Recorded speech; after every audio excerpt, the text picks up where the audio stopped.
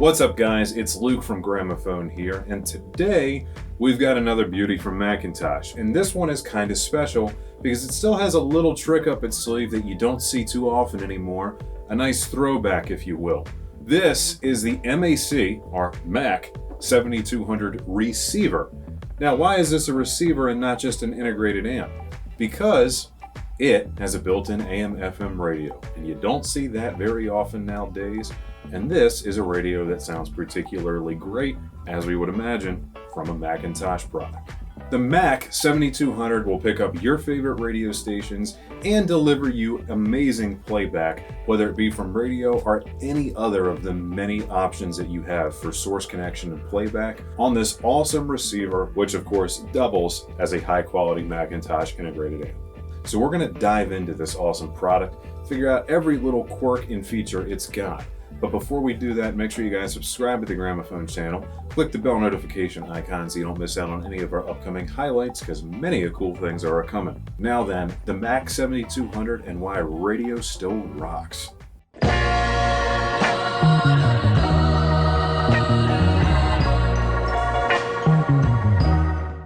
The reason that this is called a receiver rather than just an integrated amp, which it kind of is because it has the built-in AM/FM tuner. That alone distinguishes this as being a receiver, quite literally referring to the fact that it receives radio.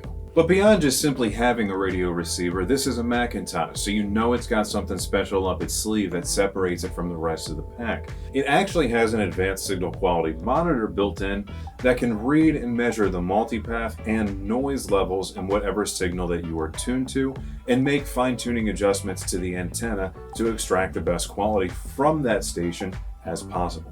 It also features up to 20 presets for each band and even features a dedicated AM antenna. Now moving beyond the receiver functionality and more into what makes this a high-end integrated amp as well, this has Mcintosh's built-in DA1 digital module for all forms of digital playback. That's going to feature things like digital coax, optical, and those different input options. But at the heart of that is an 8-channel digital to analog converter that has been summed into 2 channels, of course, for stereo playback. And by doing so, you can use those additional channels of the DAC to squeeze out a little bit of extra performance when it's summed into stereo. This is a really high quality digital model that pretty much forgoes the need for using an external DAC of any kind with a device like this. But keep in mind the DA1 is the older unit and it's still relevant. However, this is user upgradable to the newer Mcintosh DA2 module, which features not only an even better DAC chipset, but also the addition of HDMI ARC, which I think is a very, very welcome feature in today's market. If you're looking at the 7200, be sure to maybe inquire about the DA2 as well. It's a most worthy upgrade. However, that being said, the built-in DA1 can still handle PCM signals up to 32 bits and 384 kilohertz, which is one heck of a high-end audio rating, and it's good for doing that through its USB input, which can also support up to DSD 256. Now that is a sweet trick to have up your sleeve. On the front panel display going through the menu subsystem, you can custom name each of those inputs to precisely what you have plugged in, making sorting through your devices as easy as you can possibly imagine, because you can literally name them. This bleeds into design a little bit, but is also worth mentioning as a feature, as we find it on many higher-end Mac products, and it serves to the overall performance of the unit. That would be the lovely Mac monogrammed heatsinks on the sides, pouring off that Class AB amplifier heat, keeping this unit cool running, long lasting, and good for music playback all day. And you gotta love the built-in MC right into the fin array itself. It's one of the best design choices I think in the industry, yet it's entirely functional, and as I said, is its own feature.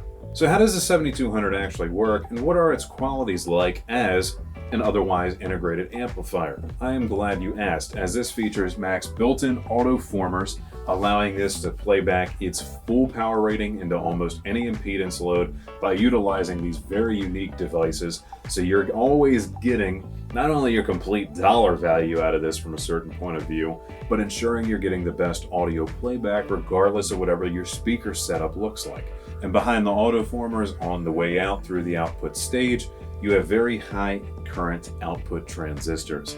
And those allow not only really powerful playback of your music, of course, it is a 200-watt unit, but this device can heat up very quickly and be ready for complete quality playback within mere seconds of powering up. And it's got the whole host of other Mcintosh technologies as well, such as PowerGuard and Sentry Monitor for protecting your entire system. It keeps the amps in the unit itself safe, and it also keeps your speakers safe from being overdriven and blown. The great thing about Mac products are these intelligent features that let you have oodles and noodles of power, but to use it safely without any fear of damaging any of your components. You get things like home theater pass-through, so you can integrate this into a multi-channel system, but utilize the excellent amps within it and being driven by a separate home theater preamp, so you can easily go from using this as your stereo centerpiece to allowing these high-quality amps to be utilized for your movie watching.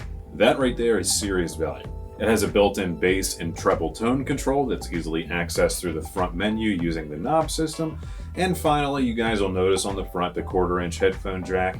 This has a very good headphone amp built into it that also utilizes Mcintosh's headphone Crossfeed technology, which will bleed a little bit of the left and right signal into each other to give you a more natural feel of listening to speakers in a room where both of your ears would be hearing both of the speakers. Same for the ear cups of a headphone. I find that flatters some music better than others, but it's a great feature and you should try it out track by track because you just might like it on a good mix of your playlist.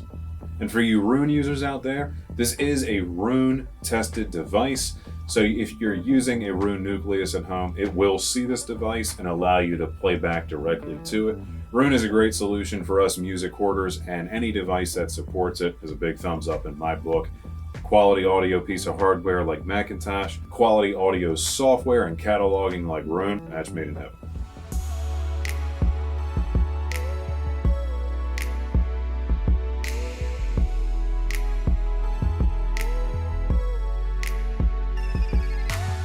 This is going to offer you 1 balanced audio input through XLR in and 5 unbalanced inputs via RCA connectors. So that is a plenty of analog compatibility, and it is wonderful to see the inclusion of balance, even if it's just one set of XLRs, because for those of you who know, you know, XLR, basically perfect.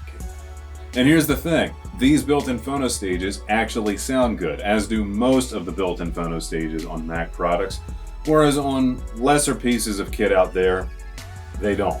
So if you have a turntable and you're a vinyl enthusiast, if you have a really high-quality external phono stage, great, by all means, use it. But if you don't, I wouldn't sweat it because these really are up to the task. On the digital side, all built into this little DA1 module, remember that is upgradable to the DA2 by the way, you're going to get 2 optical in, 2 coaxial digital in, a USB in, and an MCT, which is Macintosh's proprietary digital transport method for their CD players, and it works pretty good. So if you're going to get yourself a Mac CD player, try out MCT, it's a really good protocol. And a quick note about both the coax and optical inputs, they support up to 24-bit 192 kilohertz files, really about as good as we asked for, but through other methods such as USB, remember this can get up to 32-bit 384, but not much content is available like that, but it's nice to know that the Mac is up to snuff for providing that level of quality should we have it. On the output side of things, you actually have 2 outputs. One of these is utilized for the built-in power amp itself, given that this is essentially integrated, utilizing these pins that easily connect from output 1 into the power amp feed on the back. You can pull those out and utilize both of those different output channels for, say, some external amplifier of some kind, but if you're buying a receiver or integrated this powerful, you're probably using the already excellent built-in amps to begin with. But it is there, because Macintosh gives you options. While running the built-in output, you still have one available, and that serves as a perfect full-range line level out for, say, a subwoofer. For external control options, you have both an IR and RS-232 in, both of those protocols being patched through via 3.5mm, and you have 4 power control ports. One of those is a main trigger, the other 2 are programmable triggers 1 and 2, as well as a pass-through, again through 3.5mm. One thing about Macintosh though, most products that utilize a 12-volt 3.5mm trigger use mono minis or tip sleeve connectors in 3.5mm format. Mcintosh is a little bit unique in that they use stereo minis or 3.5mm tip ring sleeve connectors. So keep that in mind when wiring this up to other Mac products or when trying to interface it with something else. You also get 4 3.5mm data ports. And finally, this is a receiver, so we better talk about that AM and FM antenna. Your FM antenna is a discrete antenna that connects via a simple screw-in coax connection, much like a cable TV style of coax. And the AM antenna is actually kind of unique. It connects via our AA2 port, actually utilizing an RJ45, more commonly known as an Ethernet connector. And lastly, we got to talk about, of course, the amp outputs. This utilizes the MAC Autoformer, as I mentioned before, one of the best technologies that Mac offers. And this gives you 4 pairs of Mcintosh's nice, solid brass binding post. One of those on both sides is just going to be your simple negative, and then you're going to have a 2 ohm, 4 ohm, and 8 ohm positive. Select that according to what speaker you are connecting to. And finally, that does it for compatibility. As you guys can see, it's a beast. You can hook up virtually anything. Ooh, and of course, the standard Mcintosh HR085, basically the daily driver of the Mcintosh remote world, but precisely the one you want because it gives you full functionality and control of your unit. From volume to input to easily accessing presets, it's all here. Feels good in the hand, it looks good. It's a Mac remote, of course it does.